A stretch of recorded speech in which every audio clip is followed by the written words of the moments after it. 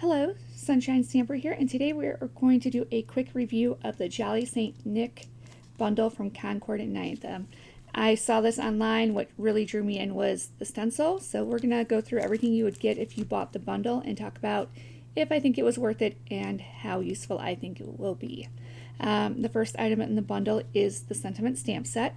These are nice sized sentiments to give you an idea with the ruler. That shows you just about how big the various sentiments are. So those are going to be nice focal points on the card.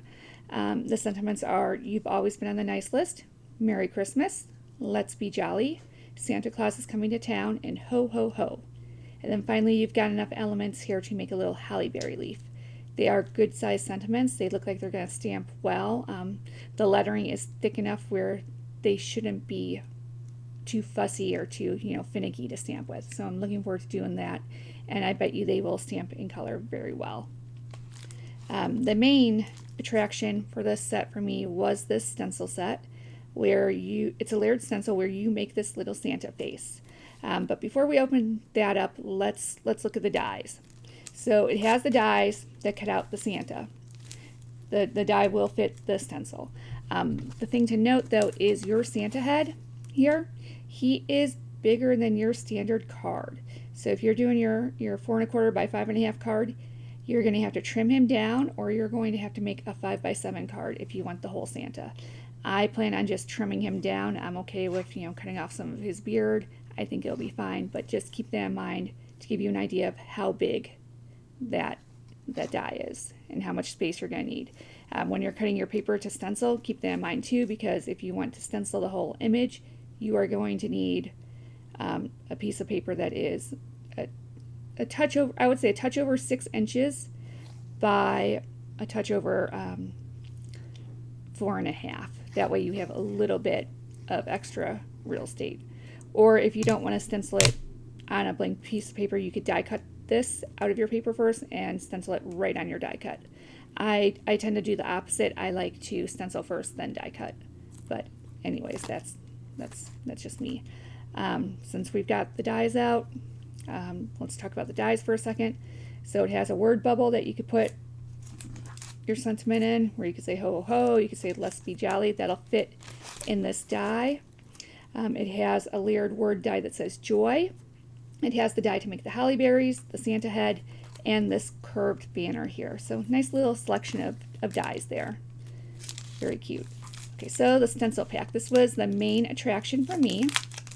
I just saw that little Santa face online. I thought he was so cute. Could not wait to get this set into my grubby little hands and try it out. So this is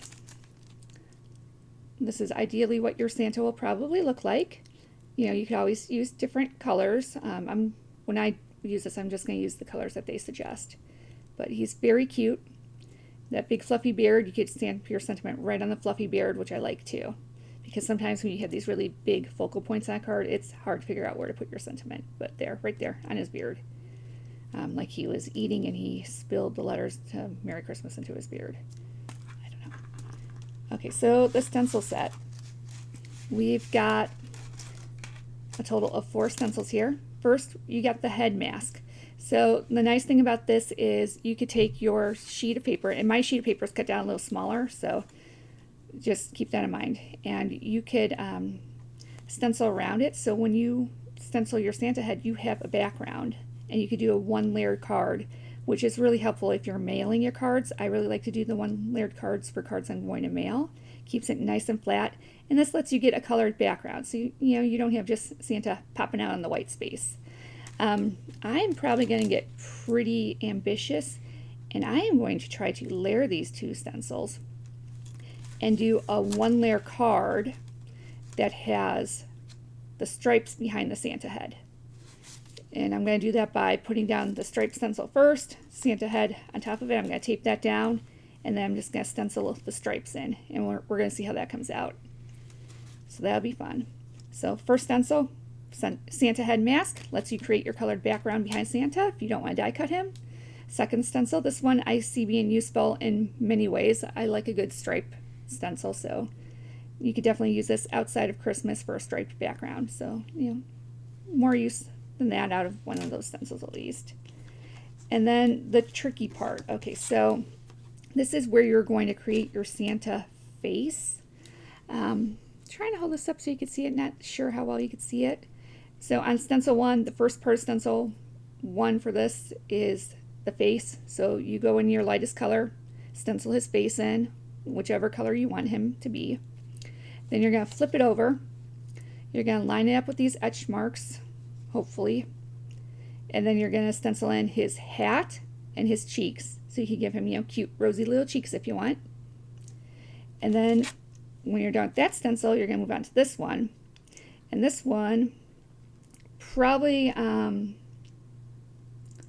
want to say you're probably going to want to mask some of this. Because, well, I guess you don't have to mask it. You could just do like, a darker gradient of whatever color you use for his face. Like if I'm going to do peach, I would do a darker peach or a heavier layer of peach for, his forehead, his nose, and his ears. And that's kind of what this is. This is going to make this part of the stencil right there. And then you flip it over again. And these are going to be his eyes, and this is going to be the shadow under his mustache. So this one you are going to want to mask, or you're going to want to be very careful so when you do the black for his eyes, you don't get it on his mustache. So that is the stencil set. I think it's going to be cute, and wow, I've got cat fur on that already. How does that happen? We didn't even have a cat cameo today, and we have got cat fur on the stencils. All right, so overall for the set, I'm happy I bought it. I am going to use it. We're going to see if my opinion changes after the first time I use it. I don't think it's going to be that hard to get a cute image. If it is hard, my opinion might change. I'll leave a comment or an update. But I think this is going to be one that's easy to use. I think it's going to come out cute, and I think it's going to be a lot of fun.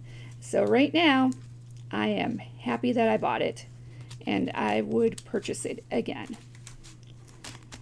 All right, what do you think? Have you bought this set? Have you used this set? Was it easy? Was it hard? Gonna do something cute with it? Leave a comment, let me know. If you enjoyed this video, if you found it useful to see what's actually in the bundle up close, please like my video, give me a thumbs up, subscribe to my channel if you like card making product reviews. I'm doing a lot of those lately. And thank you for watching.